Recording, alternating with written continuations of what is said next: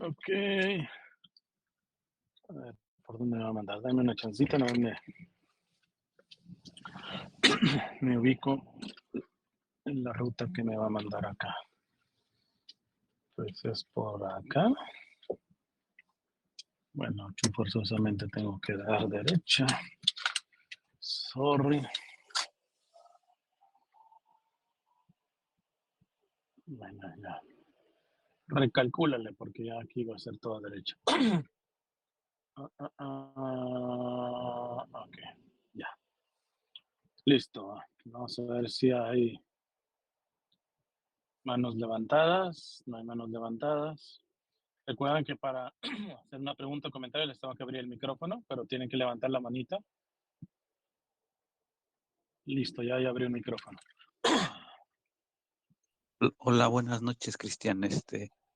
Yo solo te quiero agradecer porque eres uno de los pocos evangelizadores que, es- que tiene la disposición como para despejar nuestras dudas de fe, de espiritualidad. Entonces, quiero pues felicitarte por esa disposición para orientarnos un poco a nosotros los que buscamos pues a Dios. Ya. No, gracias a ustedes. Y pues bueno, uno hace lo que se puede, no siempre uno puede hacer estas sesiones, pero pues uno hace, y también uno, como siempre lo he dicho, yo no lo sé todo, pero lo que sí es de que no voy a dar una respuesta simplemente por, pues, esta manía que a veces hay, ¿verdad? De que a veces, bueno, al menos los evangelizadores terminan diciendo barrabasada y media por no lucir como quienes no saben. A mí no me da ningún problema en decir, esto no lo sé, esto no estoy seguro, esta es bajo mi perspectiva, etcétera. Y, Sí, y en la medida que yo les pueda ayudar, pues, y que se hagan estas transmisiones, pues ahí lo hacemos, ¿no? sí, muchas gracias. No hay que. Vamos a ver acá, creo que hay otro mano levantada, ya habría otro micrófono por ahí. Sí, buenas noches, ¿se me escucha? Sí, aunque se escuche Buenas medio noches. raro. Ahora sí, Sí se hola. escucha, pero se escucha, no sé, Ok, como un tipo bofo o alguna cosa, pero dale, inténtale y con que se ok. entienda. ¿Cómo? La primera es, no sé si podrías hacer se podría hacer dos preguntas o solo una. Suelta la primera. Ya, Y sí, para porque no mezclar. son bien distintas. Como no están relacionadas, por eso lo decía. Ya, la primera Ya. es, ¿qué nos podrías recomendar para no caer en una conciencia escrupulosa? Y también para no llegar al otro extremo, que es tener una conciencia laxa, sino para encontrar lo que se Laxa. dice un sano. Ajá, laxa ni tampoco al otro extremo, el escrupuloso. Ninguna de las dos, sino el equilibrio, ¿no? Sano, Ya. que es bien Ok, difícil a veces, ¿no? Discernir. ok. Sobre todo en la cotidianeidad, ¿no? De la vida, uno a veces ni se da cuenta y cae, ¿no? Pero tengo entendido que cuando uno no se da cuenta ya no es, pues, ¿no? Porque no tiene uno pleno consentimiento.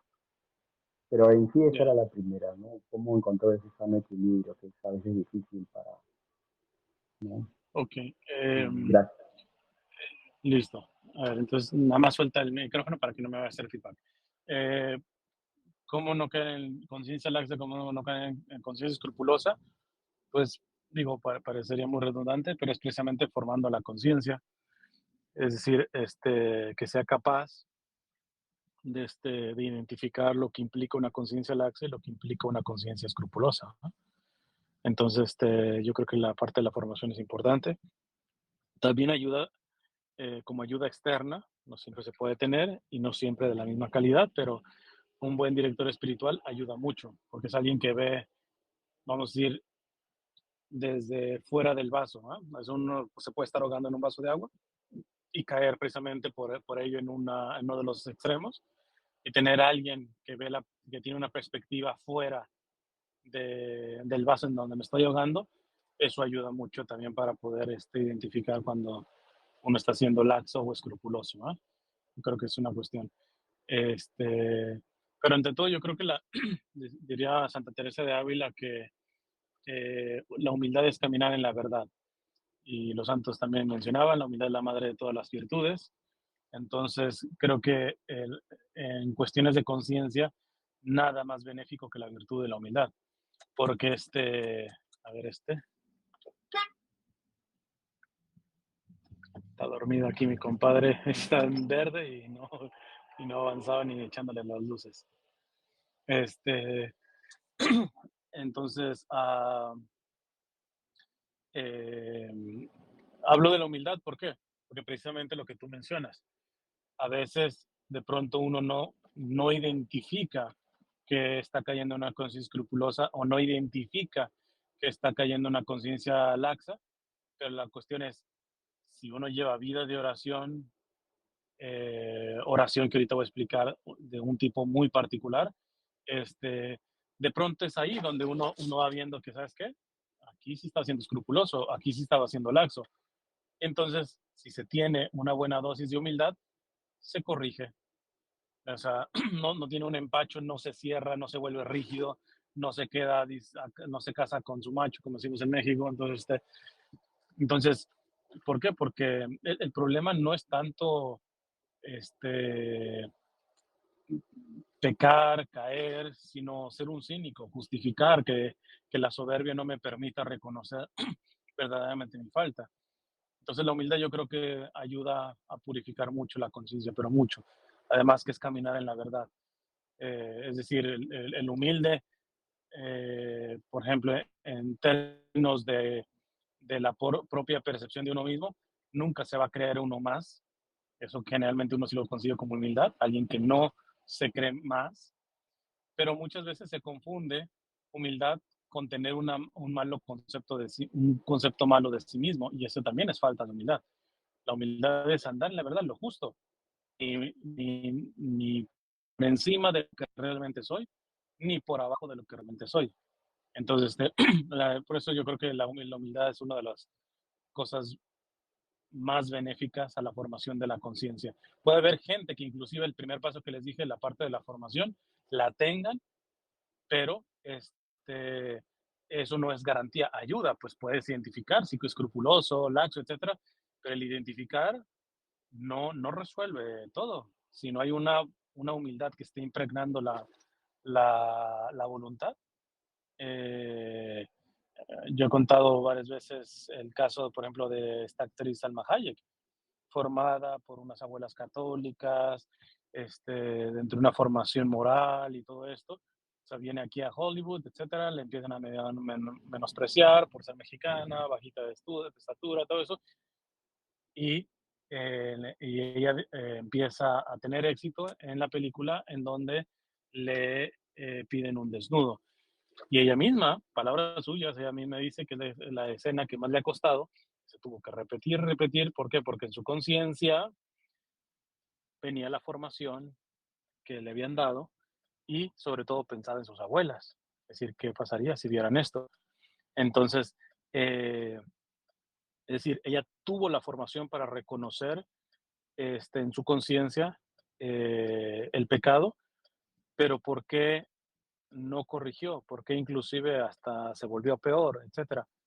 ¿Por qué? Porque no tuvo la humildad, o sea, tenía la información, pero no tuvo la humildad que mueve a la voluntad de acuerdo a esa verdad. O sea, puede haber gente que esté formada, puede ser un cirujano de la conciencia y te puede decir, mira, aquí esto es conciencia laxa, conciencia escrupulosa, aquí es pecado mortal, eso es pecado venial, pero ser un arrogante y ser un soberbio, de poco le servirá, de poco le servirá. Entonces, creo que la parte de la humildad es fundamental. Entonces, lo último decía la cuestión de la oración, hablo de una oración confrontativa, personal, no estoy hablando de la oración letánica, que es el rosario, las devociones, que están muy bien, yo no tengo problema con eso, pero, pero hablo de la oración meditativa, reflexiva, en la cual yo me pongo cara a cara delante de Dios, sin máscaras. Entonces, y ahí personalmente yo me reviso, o sea, Señor, yo creo que no estoy cayendo en conciencia escrupulosa o en conciencia laxa, pero tú dirás, Yo veo de aquí a la esquina, tú tienes una visión eterna. Entonces, y con frecuencia uno se engaña a sí mismo. Entonces uno puede decir, no, no soy escrupuloso y nada, que sí soy. O no puede decir, no, no, no tengo una conciencia laxa y nada, que sí la tengo. Entonces, eh, esa oración confrontativa que tiene que ser diario, ahí ayuda mucho la lección divina como método para poder discernir, orar, ayuda mucho. De hecho, la otra vez mi párroco me estaba diciendo eso, que él enseña mucho la lección divina en su parroquia, y él mencionaba que le dice a la comunidad, no es de una lección divina a la semana, es de habituarse diariamente a ir a la palabra de Dios, orarla, meditarla, contemplarla y que llegue hasta lo más profundo. ¿Ah? ¿Por qué? Porque este es un proceso en donde decía pues la espiritualidad católica de siempre dice, basada también en la Sagrada Escritura, hombre, conócete a ti mismo. Entonces, en la medida que mediante la formación, mediante la virtud de la humildad, mediante la oración meditativa o reflexiva o confrontativa, como lo quieran llamar, pues uno va profundizando. Y sobre todo pidiendo la gracia del Señor, no dejes que me engañe, no dejes que me engañe si yo tengo una conciencia escrupulosa y que lo termine justificando. No me permitas engañarme con una conciencia laxa y que lo termine justificando. Porque repito, el mayor daño no es pecar, el mayor daño es el cinismo en el pecado. Entonces, creo que, y si se mantiene uno en humildad, no pasa nada. Si se embarra, inclusive si se está volviendo un poquito medio cínico y todo eso, cuando va a la oración y mediante la humildad, uno lo reconoce y sigue adelante, se levanta y sigue dando la pelea. Entonces, es lo que se me viene. Obviamente podrá haber mejores consejos, pero así te respondo lo que viene en mi cabeza. Bueno, tenías una segunda pregunta, si quieres hazla. Y Muchas ahorita gracias. veo los que tienen Aquí, las manos levantadas, ahorita les abro el micrófono a los demás que tengan manos levantadas. muchas gracias. Sí, bueno, la segunda era en lo referente a Biblia. Y, no sé si consideras prudente, he escuchado, no voy a decir nombres, pero por YouTube, así en internet. Trata de hablar un poquito más claro porque sí se escucha medio raro y no se te alcanza a entender muy bien. Y ahora sí, Pues estás casi un igual, poco mejor. pero pero bueno, trata nada más de vocalizar bien para que yo pueda entender, porque se escucha así como medio bofo, o sea, que no se alcanza. Entonces trata de decir las palabras lo más clara posible, abriendo muy bien la boca, y así ya que se pueda entender Ahora mejor. sí, ok. Si consideras prudente cuando recomiendan, por ejemplo, tal Biblia o una tal, yo he visto, leído, oído, ¿no? Que recomiendan mucho la del Monseñor Straubinger, ¿no? Ujú. Pero la ponen en muchos casos como si fuera la Biblia, ¿no? Ahora, yo digo, en sí es una Biblia cara, ¿no? Generalmente para la mayoría de latinos, ¿no? Sobre todo porque es escasa, ¿no? Ya no se imprime, etcétera. Hablo de la comentada, no solamente la que... Hay otra edición que no tiene los comentarios completos, de la comentada en sí es cara, ¿no? Incluso si lo mandas a traer de otro país, si alguien lo quiere comprar, también incluso aumenta más el precio por el transporte, ¿no? Pero ponerla como la única o la mejor, ¿te parece correcto o prudente? Porque hay muchas personas así, pues que no tienen esos recursos y se compran, por ejemplo, la latinoamericana, que tengo entendido es la más económica o una de las más económicas, o hay otras que también, ¿no? Bueno, si son católicas per se, ¿no? Tienen el imprimatur, el Nihil Obstat, se puede decir que no, estas sí, o sea, es prudente eso porque, digo, los católicos cristianos que compran esas Biblias, que en mi punto de vista, ¿no? Son también católicas, ¿no? Y hay muchas personas que leen los comentarios, las notas de interpretación del magisterio y en algunas se critican que estas son muy modernistas, estas no, estas sí, pero hay muchas personas que no saben discernir eso, ¿no? Entonces ahí se puede crear incluso mucha confusión, ¿no? Y las personas pues más sencillas que compran esas Biblias, más económicas, pero que siguen siendo católicas desde mi punto de vista, y no pueden, no tienen más recursos para unas más caras, eh, ¿cómo se sentirán, digo, ¿no? Al escuchar no, esta es, o estas 2 y 3, ¿no? Qué sé yo, que son caras por los comentarios que hay, y entonces se sentirá, no sé, pues una persona mal, o decir, bueno, entonces voy por mal camino, no sé. O sea, Ok, últimamente he escuchado eso, ¿no? Por ahí va mi pregunta, ¿no? ¿Hasta dónde poder ya, llegar a ser prudente? Disculpa que me haya ok, alargado. Gracias de antemano. listo. Suelta el micrófono más para que no me haga feedback. Este, a ver, voy por partes. Sin lugar a dudas, la de Stravenger me parece una buena edición y cualquiera que tenga celular puede acceder a ella gratuitamente con todos los comentarios. A ver si puedo, porque voy manejando. Yo casi no la uso, pero bueno, aquí está. Hay una aplicación gratuita que se llama Truth and Life, así en inglés, Truth and Life. Para los que no sepan escribirlo, es T de Tomás, R de Ricardo, U de Uva, T de Tomás, H, y luego el N o la I, esta que es así como rebuscada, así como, tiene su nombre, ¿verdad? Y, ponen Truth Life, y Life es L de Laura y latina, F de Francisco, E de Enrique, y ponen Bible. En la portada es como un tipo de mosaico del rostro de nuestro Señor. Entonces, ahí está una buena edición de Biblia en inglés, y está también, se puede descargar la de español. Lo que se cobra es si quieres la edición con audio, ¿no?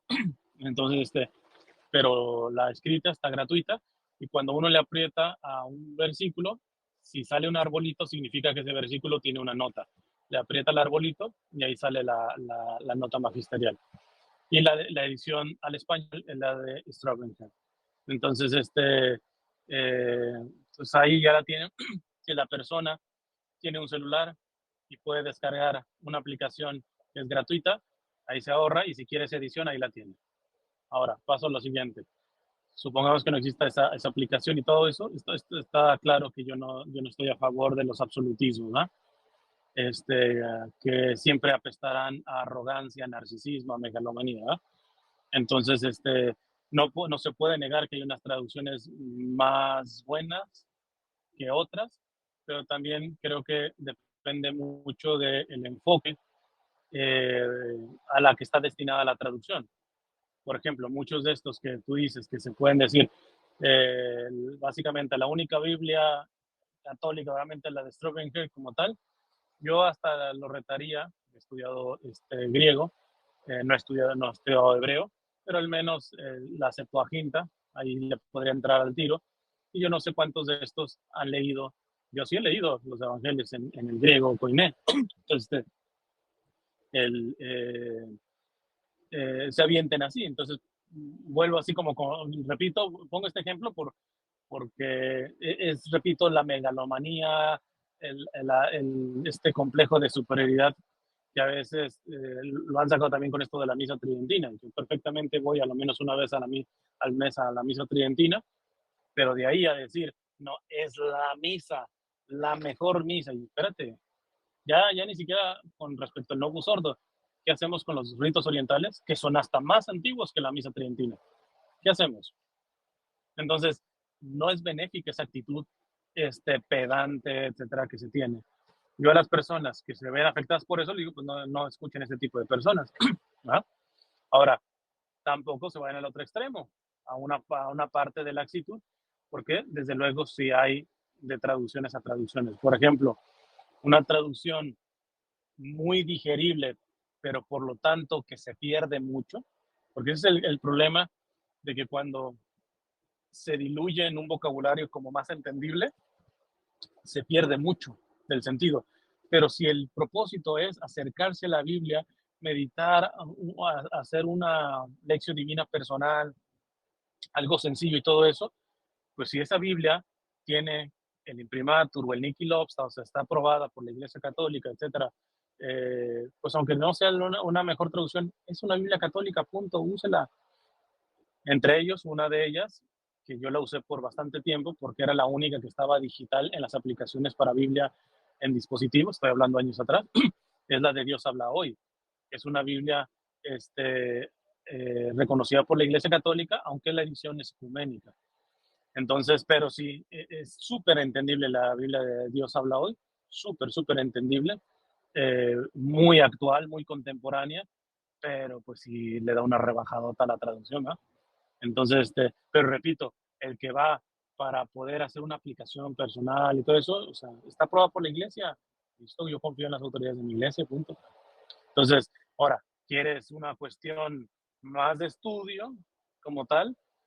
Pues aviéntate los tomos de la Biblia de Navarra, por ejemplo. E inclusive las grandes Biblias, Navarra, Jerusalén, entienden esto y tan entienden esto que tienen ediciones, edición de estudio, hasta cuestiones gráficas, edición letra grande, edición letra chica, edición latinoamericana, que de hecho generalmente es a la Biblia que la encuentro un poquito más equilibrada yo, en cuanto que es a secas una buena traducción y tiene un vocabulario apto, por ejemplo, para los latinoamericanos, que es la Biblia de Jerusalén latinoamericana. ¿No? No la Biblia latinoamericana, sino la Biblia de Jerusalén latinoamericana es la edición que yo más recomiendo. Pero recientemente ya la Biblia de Navarra, que también es muy buena, sacó una edición latinoamericana. ¿No? Entonces, pues ahí tienen. Hay otras Biblias, por ejemplo, la Biblia latinoamericana secas como tal. Sí, no es la mejor traducción, pero repito, confío en la palabra. O sea, alguien me va a decir que es mejor no acercarse a la Biblia latinoamericana. Es decir, mejor no leas Biblia que leerla, aunque no sea la mejor traducción. Yo creo que eso simplemente no es sostenible. ¿Eh? Inclusive creo que es hasta responsable para el alimento que a veces un alma está requiriendo o está buscando en la Sagrada Escritura. Hay otra Biblia, la Biblia de Shekel, la Biblia del Peregrino. De hecho, hay una edición que tiene ejercicios de lección divina. A algunos les ha funcionado. Yo ahí no me he metido a esa Biblia, pero sé que fue un gran biblista. El Shekel, Shekel o Shekel, no sé cómo se pronuncia. Pero bueno, a secas yo lo que recomiendo es lo básico es verifica que sea una Biblia católica. Porque si te avientas una protestante, pues al menos ya sabes que no va a tener ciertos libros. Pero fíjense, en extrema necesidad, por ejemplo, a veces que en las cárceles, que lo que reparten son Biblias protestantes, al menos aquí en Estados Unidos, yo de no tener Biblia, una Biblia protestante, me la protestante 1000 veces. Entonces, entonces, yo creo que eso es una parte. Lo último es, ciertamente, las buenas Biblias pueden costar algo. ¿Va? Yo generalmente cuando he dado lección divina y he formado inclusive pequeñas comunidades y todo eso, yo les decía, y había gente necesitada, pero yo les decía, o sea, si ya se necesitaba, yo se las compraba. ¿No? O veía que me diera una donación, porque pues yo no tengo muchos medios económicos, pero, pero yo le decía, no es que te la quiera cobrar, pero sí trata de pagarla. Trata de pagarla. Yo ese dinero lo doy a un pobre, lo que quieras y todo eso, porque a mí no me interesa cobrar, ¿verdad? Pero ¿por qué? Porque en respecto a la Biblia, creo que sí es bien sano tener un sentido de pertenencia. Y cuando uno se paga su propia Biblia, genera un sentido de pertenencia. Ahora, además, échale que alguna puede ser un poco más costosa y todo eso, e imagínate que tú ahorras por semanas, meses, chance alguno será hasta por años, que ahorre por su Biblia. Mientras, yo le diría, mientras la que tengas, sea Biblia latinoamericana, la más baratita que tú quieras y gustes, mientras sea católica, dale. Pero quieres una Biblia, una mejor traducción, alguna cuestión, ahorra y genere ese sentido de pertenencia con esa Biblia. ¿Eh?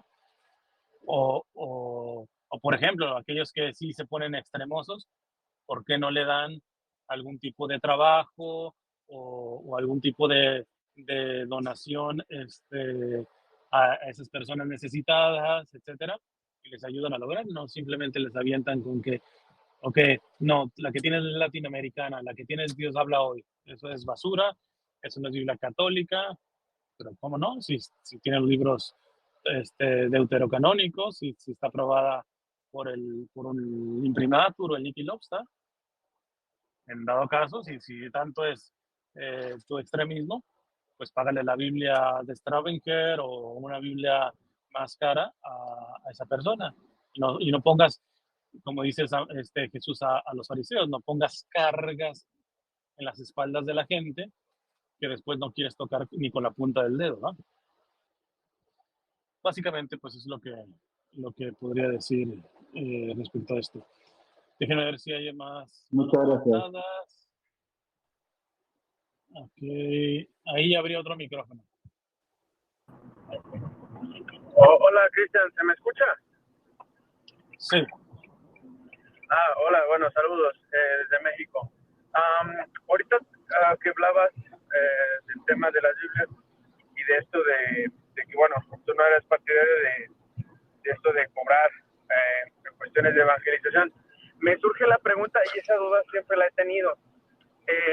Bueno, a mí a veces me hace un poquito de ruido cuando veo ciertos retiros acá en México con precios muy elevados, o cuestiones en internet, ¿no? De que, bueno, para más contenido o contenido premium, no se paga tanto en mi Patreon, ¿no? ¿Tú qué opinas de esto en cuanto a la evangelización se refiere? ¿Crees que pudiera ahí estarse inclusive pecando? O sea, me refiero a alguien que se dedica, pues, propiamente a evangelizar, ¿no? ¿Crees que pudiera estarse pecando al caer un poquito en esta dinámica, pues, de contenido exclusivo, como si la fe tuviera no sé, como una sala VIP? ¿Crees que pudiera estarse cayendo en algún tipo de pecado? ¿O es una cuestión de opción? ok, ya listo. A ver, bueno, yo ya he hablado mucho de esto, pero voy a tratar de resumir. Ah, hay gastos a veces dentro de la propia evangelización que no implica precisamente un cobro, sino como inclusive algunos ponen como una cuota de recuperación. En ese sentido, por ejemplo, cuando es un retiro, un congreso físico, me consta que a veces las casas de retiro, por ejemplo, aquí en Estados Unidos son carísimas, ya no se diga un convention center, todo ese tipo de cosas, pues ciertamente son cosas que se pagan. Alguien que hace un libro, pues la editorial no le va a dar gratis el papel, ¿no? O cuando estaban ante los CDs, no, nadie le va a dar gratis el CD, el material, la mezcladora, del audio, el editor, etcétera, o sea, el trabajo puro y duro como tal.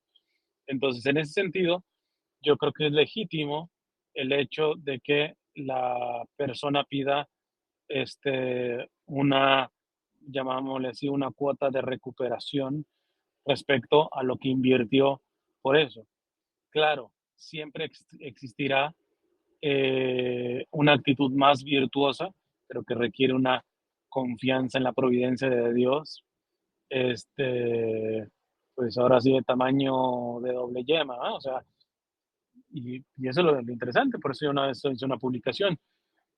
Aquellas personas que simplemente no pueden ver la parte de la evangelización si no es a través del dinero, sea para sacar ganancias o sea simplemente para sacar la recuperación como tal, pues yo no sé si, yo no me imagino cómo harían una predicación sobre la providencia de Dios, porque solamente el que se avienta ese salto al vacío puede ver que Dios es providente, ¿verdad? Entonces, pero bueno, eso no se le pide a todos. Yo digo, la persona que pide por lo invertido como tal, creo que yo ahí no tengo ningún problema, siempre invitarlo a que a lo menos de vez en cuando, al menos alguna iniciativa, un libro, algún retiro, alguna cosa, esta, del salto de gratuidad y de confianza. Ese salto que evidentemente puede venir la providencia en el sentido espiritual, pero no material, y por lo tanto tener pérdidas, pero bendita las pérdidas que se avienta uno así. Ya en la inmensa mayoría son pérdidas, o sea, desde viáticos, cosas, o sea, cositas que a veces la gente ni se huele que uno está poniendo. Entonces, porque también hay que reconocer que mucho católico es bastante comodino, ¿ah? En el sentido de ayudar a las iniciativas de evangelización. Es más, todavía peor, termina ayudando a los evangelizadores que tú mencionas, a los que sí andan atrás del dinero, a los dinereros, a esos son a los que les dan donaciones, a esos son los que les compran todo, a esos son los que se dejan embaucar, ¿va? Imagínate, pues así, pues, cómo van a salir de pobres, ¿no? Entonces, eh, pero bueno, ese es como un contexto legítimo que el mismo San Pablo lo menciona. El trabajador tiene derecho a su salario, e inclusive menciona también desde la evangelización que dice, está bien que el evangelizador tenga un recurso económico siempre y cuando, lo dicen, no sé si en Corintios, me parece, ahí les debo la cita, pero búsquelo y lo dice San Pablo, dice, siempre y cuando se conformen con lo necesario. Siempre y cuando se conforme con lo necesario. Y pues ya sabemos que algunos evangelizadores, pues no es propiamente que vivan con lo necesario, ¿eh? Entonces, y ya también he explicado que lo necesario depende de la vocación, el carisma. Lo necesario para un diseñador gráfico es tener una muy buena computadora, no es un lujo. Para mí, por ejemplo, el carro, quizá en Latinoamérica y todo eso, porque ni siquiera para mí, para cualquier ciudadano de a pie, al menos aquí en Estados Unidos, el carro no es un lujo, es una necesidad. Y hay estados en donde ni siquiera transporte público hay. Quizá, por ejemplo, en Manhattan, en donde las cantidades de rutas de tren que hay, ahí hasta los mismos ricos en los trenes de Nueva York los ve. Aquí en el tren ve uno clase media baja acá en Los Ángeles, pero en Nueva York ve a uno gente rica, gente media clase, etcétera, porque simplemente no se puede estar manejando en pleno Manhattan, ¿no? Es un caos ahí. Entonces, pero fuera de eso, entonces ahí también se ve la necesidad. Pero ya cada quien se revisa y yo creo que sí, muchas veces el evangelizador termina llevando un estilo de vida que no es propiamente el que San Pablo dice, bueno, sí, es legítimo tomar ganancia a la hora de evangelizar, siempre y cuando se conformen con lo necesario. Siempre y cuando se conformen con lo necesario. Entonces, eso por un lado. Por otro, ahora la evangelización, por ejemplo, congreso de Mariología, etcétera, etcétera. ¿En dónde? ¿En qué casa de retiro, etcétera? No, va a ser virtual. Discúlpame, yo no sé por qué cobran. Y después, desafortunadamente hay mucho manipulador. Ahora por internet. Había uno que a cada rato siempre decía, con sus donaciones pago las luces. Y todo, pues yo no sé cuánto ha costado esas luces. Con sus donaciones pago micro, pues yo no sé cuánto cobrará. Y luego ya cuando ves a ese evangelizador dándose la buena vida en Las Vegas, pues tú dices, eso me suena a manipulación. Eso me suena a manipulación. Entonces, yo sí creo que hoy por hoy la evangelización por internet sigue teniendo sus gastos. Internet cuesta. Hay servicios, por ejemplo, el StreamYard, que es el que me permite hacer las transmisiones por mi computadora con varias herramientas que facilitan el poner un video, un gráfico, etcétera, cosas de estas que si transmitiendo directamente desde YouTube no tendría. ¿Cuánto me costó? Y eso que no tengo la membresía más alta. Creo que la membresía me costó $500 por ahí. Oye, $500, bueno, quizá para algunos es nada. $500 yo no lo saco así de las piedras, ¿verdad? Entonces, ciertamente, aún en la evangelización de Internet hay ciertos gastos, pero que me disculpen, la inmensa mayoría de cómo se promueve es una cuestión manipuladora y a veces de un marketing sensibilero y especialmente de algunos que suelen ser bastante agresivos en su retórica. Eh, por ejemplo, hay una ola así de conservadoras y tradicionalistas que siempre sus videos terminan diciendo, mi canal no es financiado por nadie, ¿verdad? Etcétera. Solamente se sostiene con las donaciones y en Patreon y todo eso. Si te gusta mi trabajo, si lo que es de valor, etcétera. A mí me huele como a marketing barato, de manipulación. O sea, quieren meter cierta culpa a la gente para decir, ay, sí, ¿verdad? Pues vamos dándole. Entonces, y no dejen que el Espíritu Santo se mueve providencialmente en la gente. O sea, yo confío mucho en esa parte, por eso yo no ando diciéndoles, pidiéndoles donaciones. Las dos únicas veces que he pedido donaciones ha sido para causas que van a parar para otros, no en beneficio mío. Entonces, de ahí en más, ¿por qué? Porque cuando me entra una donación, no me cabe duda de que Dios puso en el corazón a esa persona. Y no fue que yo anduve diciéndole, suscríbete, hazte miembro de mi canal de YouTube, hazte miembro, que no tengo canal, canal de Patreon, hazte miembro de mi Patreon, hazte todo eso. Y menos con un discursito manipulador de, si verdaderamente te gustó, fíjate, yo no tengo financiamiento de ninguna parte y todo eso. Pues ya no hace falta llorar, ¿verdad? Casi. Me decía un sacerdote con algunos evangelizadores y todavía tienen, les repito, tienen algo pues de qué defenderse un poco, ¿ah? En el sentido de que, pues, es físico, no es virtual. Pero me decía un sacerdote de una parroquia en pueblito de acá de California, de mayoría campesina, me decía, a mí me parte el alma que vengan y les manipulen, dice, a veces ni siquiera están predicando, básicamente su predicación es un anunciote, un comercialote, porque a mis pobres gente, a mis pobres campesinos de aquí en la parroquia, uno los ve, muy apenas saben hablar español, muy apenas saben leer y salen con una pila de libros, pero cómpreme porque en ese libro vienen las oraciones que le van a ayudar, en este otro son las revelaciones secretas y de la Virgen, todo eso. Y dice el padre, dice, yo estoy pensando, eso me acuerdo, me dice, estoy pensando en ya pararle y poner como condición que el evangelizador que venga a dar lo suyo y no venga con esa mesota de productos y sé cuánta cosa, y menos que se los venda manipulando en el discurso a las personas. Más aún, inclusive hasta entre los propios evangelizadores. Me cuenta un cantante amigo católico que un evangelizador bastante famoso, ciertamente, le puso una regañiza a él. ¿Por qué? Porque él terminó de dar su charla y entonces él seguía, iba a tocar música. Y entonces le dije, yo les dije a los organizadores que después de mí no haya nadie, porque yo voy a ir ahorita a la mesa y tengo que atender a la gente. En pocas palabras, no me distraigas a potenciales compradores. Válgame Dios, eso me parece puerco, cerdo, manipulador, ¿no?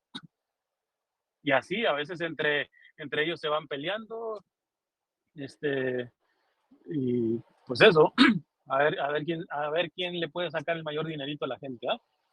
Entonces, bueno, regreso a la parte de la evangelización digital. Me parece que los gastos a nivel digital no son en realidad tantos y que se manipula, y esto que lo sepa la gente. La gente que apoye bajo su conciencia, pero que sepa que no es tanto como les venden estos que les ponen su Patreon y todo eso. Ahora, lo último, respecto a las cuestiones de membresías. Yo tengo membresías en YouTube, pero está bien clarito. De hecho, yo les he dicho que ni creí que YouTube lo iba a aceptar. Fueron ustedes que me lo estuvieran pidiendo porque decían que tenían problemas con PayPal, que no lo manejaban, que es PayPal, ellos querían dar la donación como mensual, en automático, y que de pronto, ¿cómo se llama? PayPal se las cancelaba y era un arroyo. Y decían, que es más fácil en las membresías de YouTube. Listo. Les abro, pero pues evidentemente YouTube me dice que describa qué beneficio le voy a dar a cada grupo de donación, etcétera, y todo eso. Y yo en la descripción les dije, ¿saben qué? Yo no voy a poner nada. De hecho, si van a mis membresías y si quieren hacer miembro en alguna parte, a todos les va a salir el mismo mensaje. no van a tener material exclusivo. En Instagram, también Instagram me permitió eso. Tengo un video y está hasta fijado en mi muro. No voy a dar esto es simplemente por si alguien quiere dar libremente alguna donación pues, en Instagram y hacerse miembro, pero no va a recibir material exclusivo. ¿Por qué? Porque lo más chistoso es que, sobre todo los que están usando este tipo de metodología, muchos de ellos que presumen de doctrina y catolicidad y todo eso, pues de dónde vienen acá que cierta evangelización está atada simplemente a que da económicamente. Entonces, estos que presumen de fe verdaderamente católica, se les olvida que católico significa universal. Y ya al dar beneficios exclusivos, discúlpame, tu evangelización no es universal, tu evangelización no es católica, porque está sometida a quien, a quien te puede pagar. Más aún, hay un padrecito, no voy a decir el nombre, que no me he metido, pero ya como todos de estos gremios más tradicionalistas, ya está haciendo promoción. Y ahí tengo mi Patreon y todo eso, la cosa. Entro al Patreon y creo, no sé si la última categoría, o sea, la que da más, él se compromete a dar como no dirección espiritual, pero como una breve charla personal con él. Y eso me parece tan asqueroso. Mejor vayan con un sacerdote a cualquier parroquia. O sea, ya someter a una donación el consejo espiritual y viniendo de un sacerdote me parece totalmente asqueroso. Totalmente asqueroso. Entonces, cuando empezamos así, que no me vengan a que ellos muy católicos y todo eso, cuando ustedes están haciendo exclusivistas, ¿no? Un detalle más, con esto cierro. Por ejemplo, yo les he dicho, los libros que estoy escribiendo, el día que los voy a sacar, si los llego a sacar físicamente, pues eso va a requerir un gasto. Pero hay crowdfundings que le llaman, de decir que ¿por qué? Porque muchas veces, por ejemplo, cuando yo iba bueno, sigo yendo, ahorita menos un poquito por mi salud, pero a las parroquias y todo eso, la gente me empezaba a pedir que las charlas en CD. Los empecé, pero yo no vendo, entonces yo le decía a la gente, esto es gratis, si ustedes quieren dar una donación, me sirve para poder seguir duplicándolos. Solamente una vez las donaciones no fueron suficientes como para volver a duplicar, entonces ahí tuve pérdida. Pero en la mayoría la providencia. Y sobre todo veía una cosa, que manejarse así trabaja la providencia de Dios en la gente. Por ejemplo, las 2 o 3 personas que sí lo tomaban gratuitamente porque no tenían medios para poder agarrar el CD, lo que costaban esos CDs, llegaba otro y pagaba, no sé, $20. Donaba más que pagado, donaba $20 por un CD. Yo hasta les decía, usted está financiando a sus hermanos que se lo han llevado gratis. Es decir, fomentamos una evangelización de solidaridad, en donde el que tiene más, pues da más. Hay un cantante católico, tiene algunas letras ciertamente controversiales porque se inclina a lo progresista, pero, pero él tiene un modelo, por ejemplo, de él dice, tú le pones el precio a sus CDs y todo eso, él no los vendía, dice, tú le pones el precio. De esta manera, por ejemplo, el que puede dar $1, listo. Pero hay el que puede dar 50. En cambio, si yo le pusiera un precio, $15, pues listo, pagas $15. Pero esa persona podría dar más de $15, porque Dios le ha bendecido económicamente. Entonces da 50. Y con esos 50, él puede recuperar de aquellos que dan $1, ¿no? Y así se maneja la providencia. Y uno, inclusive precisamente uno confía, ¿por qué? Porque no tiene control, porque, repito, o sea, ¿será más el que vaya a dar más o serán más los que realmente se lo lleven gratis? No sabemos, ¿verdad? Pero bueno, con los libros, yo ya lo anuncié, si en dado caso lo voy a tener que imprimir, etcétera, veré a un crowdfunding, alguna cosa de los que sí tienen medios que puedan financiar a sus hermanos que no tienen medios, ¿verdad? Pero digitalmente lo pondré gratuito. ¿Para qué? Para que realmente no haya una cuestión exclusiva de decir, no, es que solamente si tengo dinero. No, es que a veces uno sí está entre la espada y la pared porque uno sí está invirtiendo en el papel y todo esto. ¿Eh? Entonces, Dios provee. Si uno verdaderamente quiere que la evangelización se mueva con verdadera gratuidad evangélica, dar gratis lo que Dios les ha dado gratis, es palabra de Dios, Si uno cree verdaderamente en eso, si uno cree verdaderamente al Señor en eso, le empieza a meter coco, no tanto en manera de cómo voy a manipular, cómo voy a hacer sentirme peor a la gente para que me mande donación, cómo voy a elevar precios y justificarlo para de una manera que no vean que realmente estoy atrás del dinero. No, pones a trabajar más bien en tu creatividad, tu inteligencia, es decir, de qué manera puedo hacer esto que llegue a todos, que sea libre para todos, pero que al mismo tiempo pueda haber alguna forma de poder cubrir los gastos que implican mi servicio. Pero está claro que los servicios que son por internet, discúlpenme, o sea, es que simplemente un libro, el libro es gratuito, puede ser perfectamente gratuito en su versión digital. Aunque ahí, por ejemplo, el Kindle, sé que forzosamente requiere que le pongas precio. iBooks de Apple no. Entonces, ahí uno le va ajustando aquí, uno le va ajustando allá. Es cosa de querer, ¿verdad? Y es cosa de no echarse mentiras cuando uno está atrás del dinero, ¿verdad? En fin, me alargué mucho, pero básicamente podría decir eso. Y con todo y todo, ya probablemente estoy llegando. No sé si hay alguna mano levantada más.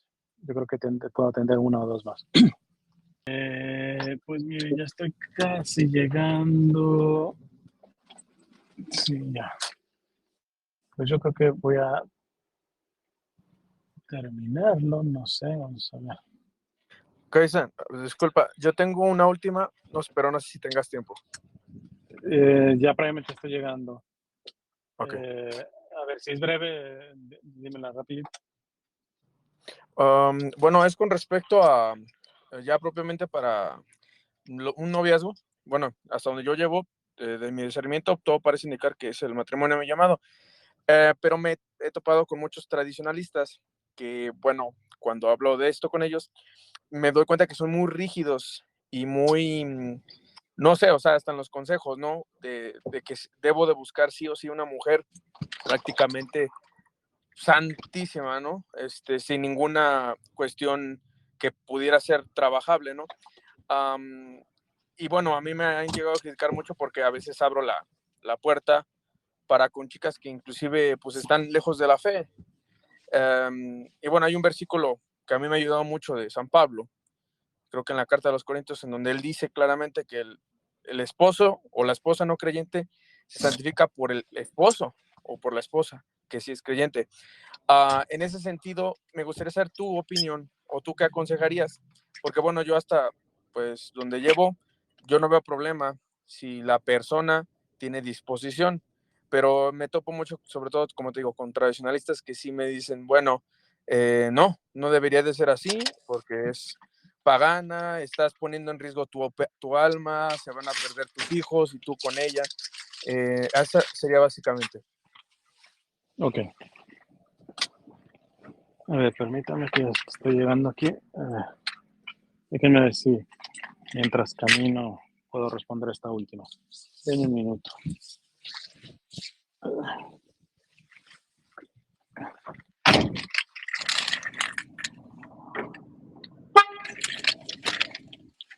Ok. Espero se escuche porque en esta área no tengo muy buena señal. Lo que yo diría es nuevamente el balance, no los extremos, ¿va? Evidentemente, el que quiera buscar una mujer santa y todo eso, ahí me avisa dónde está. Porque de hecho, yo ya lo he denunciado, sin generalizar, pero los casos de mujeres abusadas por hombres que presumían de misa tridentina, de, de doctrina, de todo eso, Dios mío. Y lo que hacían adentro, y son varios, por ahí uno, nomás por una situación extrema, salió el nombre de uno, pero hay varios. Entonces, hasta estos mismos tradicionalistas, si son honestos, verán que ellos ni siquiera están a la altura, ¿no? No, pero ya quisieran una mujer así inmaculada, ¿no? Entonces, no es realista, no es realista. Lo propio del matrimonio sí creo que se debe de tener, ¿no? Y esto yo ya lo he explicado. Por ejemplo, yo decía precisamente, yo no tengo problema hasta en casarme con una prostituta. ¿Por qué? Porque no no me interesa tanto el hecho de que si me va a fallar o no me va a fallar, sino de que yo verdaderamente le sea fiel y poder amarle en su miseria. Evidentemente la prostitución le tendrá con muchas heridas y todo ese tipo de situaciones, pero